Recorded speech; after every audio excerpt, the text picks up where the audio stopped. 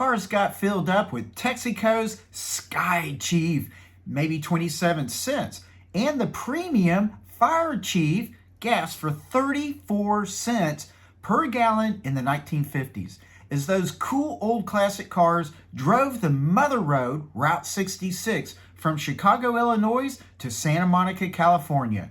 Passengers being witness to the artistic signs created to attract attention to their businesses, like oversized giants. Advertisements along Route 66 had to be unique and iconic for each business to compete for customers. While today, the artifacts are fun to find all along the route, the romance of the northern section is lost to those bygone days of simpler times. Much of the road sits idly by. Some go through sleepy old towns, pass by the newer interstate highways. Those familiar sights and sounds of the past are few, but still capture how much more personal travel had been. While you can read up on snippets of information about Route 66, I prefer to give you a different perspective of only the northernmost section of what remains of this iconic road. All relative to me participating in a cruise with a few others, I give you only my opinion. Be very mindful that your level of enjoyment and interest is seriously a matter of personal subjectivity. Rating the experience is therefore kind of worthless because the experience is massively variable. The higher ratings are mainly from those people who are interested in Americana and the road trip culture. Ratings are therefore constantly around 4.5, like so many ratings for other traveling ideas. For me, I found the drive repetitive. Driving the new interstate highway, driving feeder streets along the interstates, going through typical small towns with little to do, and sometimes driving rough roads. I liked seeing a few of the artifacts. They were okay, just not on the top of my personal list of interesting sights as compared to geological marvels, the beauty of Mother Nature, archaeological finds of various types, and so forth. So I would rate the northernmost section of Route 66 as around a 2.5. Although, if driven for sheer relaxation, shopping, and being with family and friends, doing cruising, that certainly makes for a good experience. As Google says, don't go into the trip with too many preconceived expectations and be prepared for a journey that might not always be smooth. If you simply do a little bit of Route 66 along with part of an overall travel plan, then it's fine. All good in that respect. Remember, I am referring only to the northernmost portion of Route 66 that I traveled and experienced. This is not to be applied to any other portion of Route 66. Be advised, the books, phone apps, and other videos about Route 66 are full of a lot of hype for the sake of sales and views. Use those references simply as guides for your own personal likes. To get from place to place can take a little bit of time and planning. I suggest you use a website like Route 66 Road Trip, the Mother Road website, a very well organized and useful website that will jumpstart your plans magnificently. I like how it groups the sites within each state, as well as providing good maps for each state as well. Super quick and easy just to browse through. I have a link to the Route 66 road trip website down below, and be sure to review it carefully and or any other website like it. I also suggest that you find two really good cell phone apps. Have one as your main app and a second one as a backup in case you don't like the first one. You will also probably need a subsequent mapping system. So as you use the cell phone app, you're going to want your mapping system or a co-pilot, something, because some of these cell phone apps are just not perfect. And they may not be perfect for your needs or may not work very well under your conditions. So be very aware of that. Hey, I hope you're doing great. I am Bert, and please take just a quick moment to subscribe down below and click on that little like button or bell. I thank you so much for that. So let's continue going with this video. Personally, I find some of the items, such as the murals, rather boring. I like the nostalgic points of interest to a pretty good degree, but I got fatigued of it all after just 2 days of it.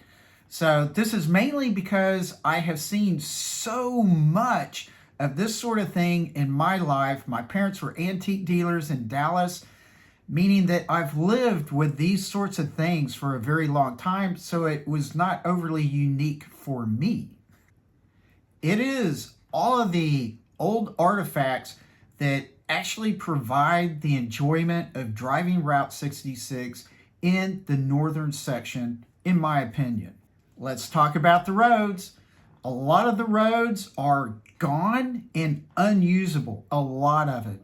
Parts are feeder streets along the highways and back roads, a little bit maybe even going through neighborhoods, just going through old towns. There is nothing spectacular in my mind about the roads themselves. The roads are just one reason why I don't give a really high rating on this northern Route 66 drive. Sorry. Last up, about the cities and towns. Going through Chicago for my first time was really cool. But it's a huge city, and I have zero desire to have a relaxing drive in big city traffic.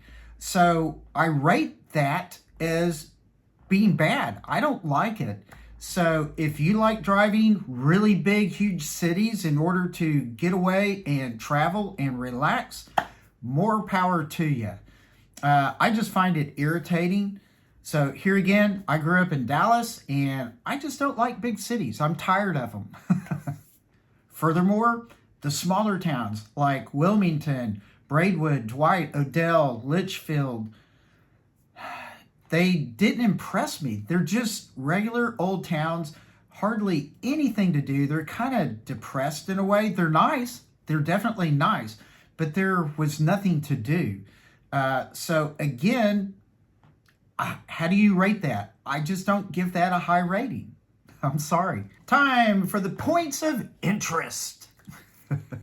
Here's a quick rundown of my trip along that northern section of Route 66. As a side note, each point of interest had plenty of good parking, so that was great.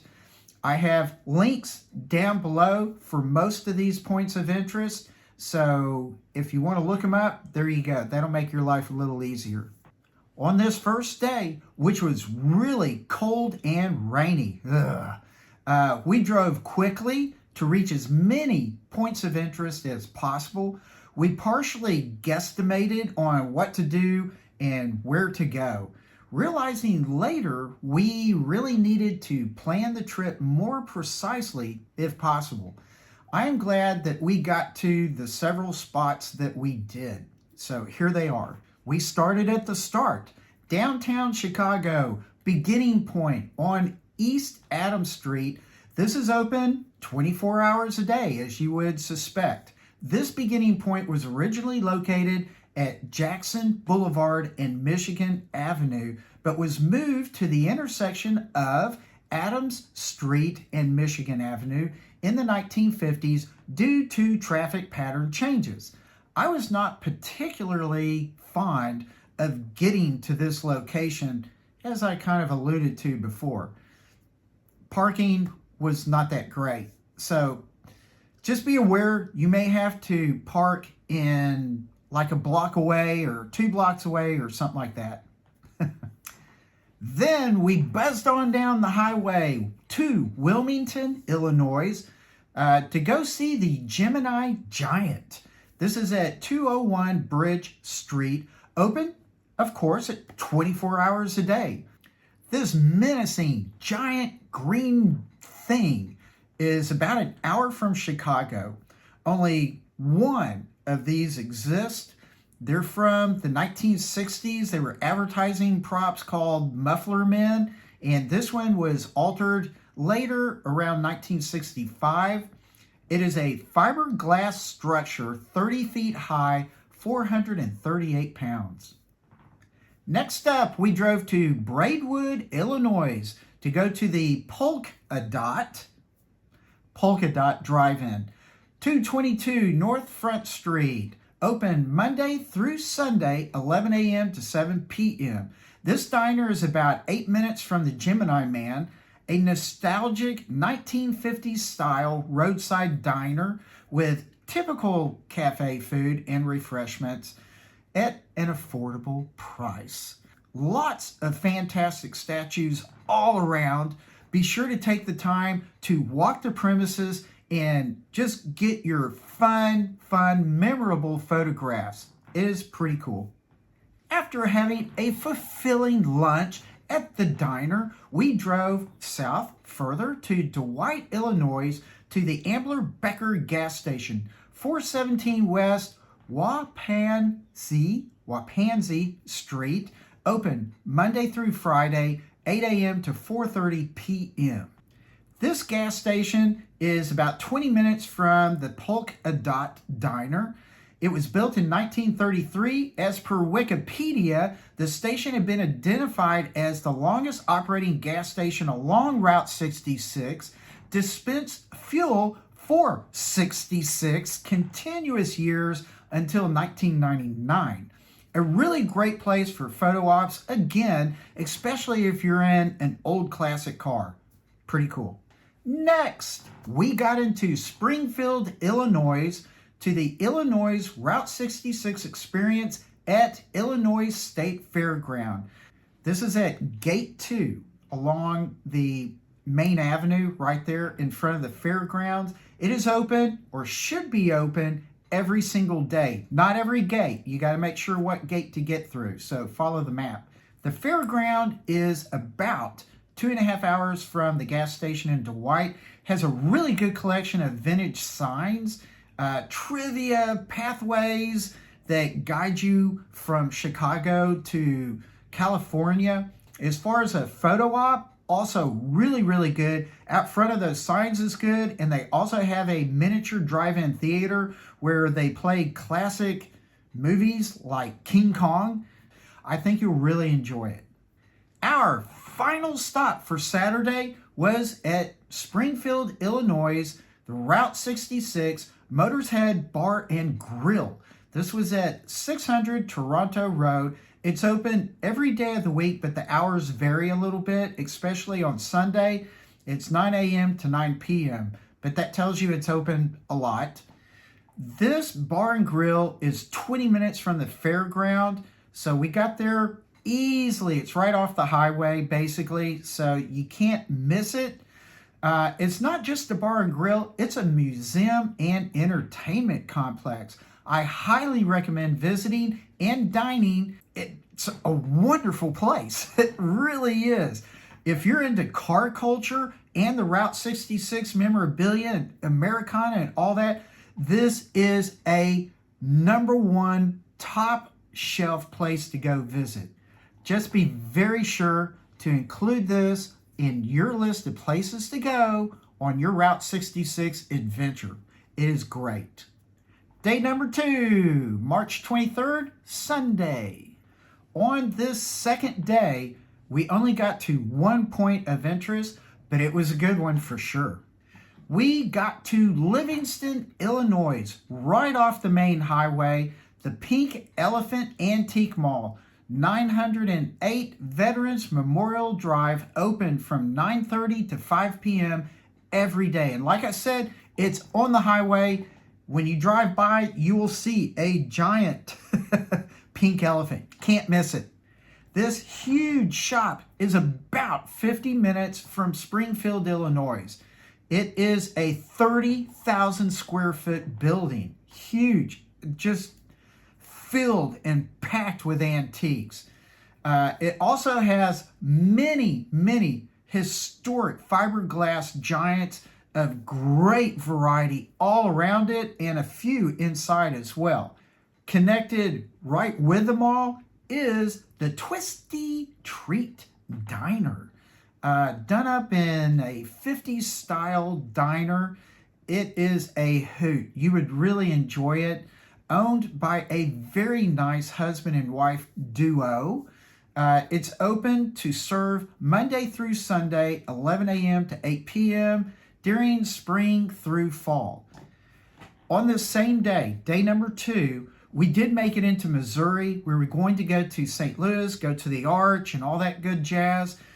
But a friend, his alternator died on him, or so we thought it was the alternator. It was actually the wiring or the little pigtail that connected to the alternator. And we lost 8 hours of our day at least. At least we got to that one last pink elephant point of interest. That was really good. But very unfortunate for our friend, and I'm very sorry for his trouble. The driving, well, most of the cities and towns didn't thrill me much, so that part was not all that great for me. The thrill was mostly seeing the artistic flair put into the wonderful advertisements. That is what really gives, to me, any sort of good rating on driving this northern section of Route 66, to be perfectly honest with you. And with that, please relax, take it easy, have a great road Odyssey, be a motoring fanatic, and I really hope to see you again soon. So have a great, great trip out there on Route 66. Bye.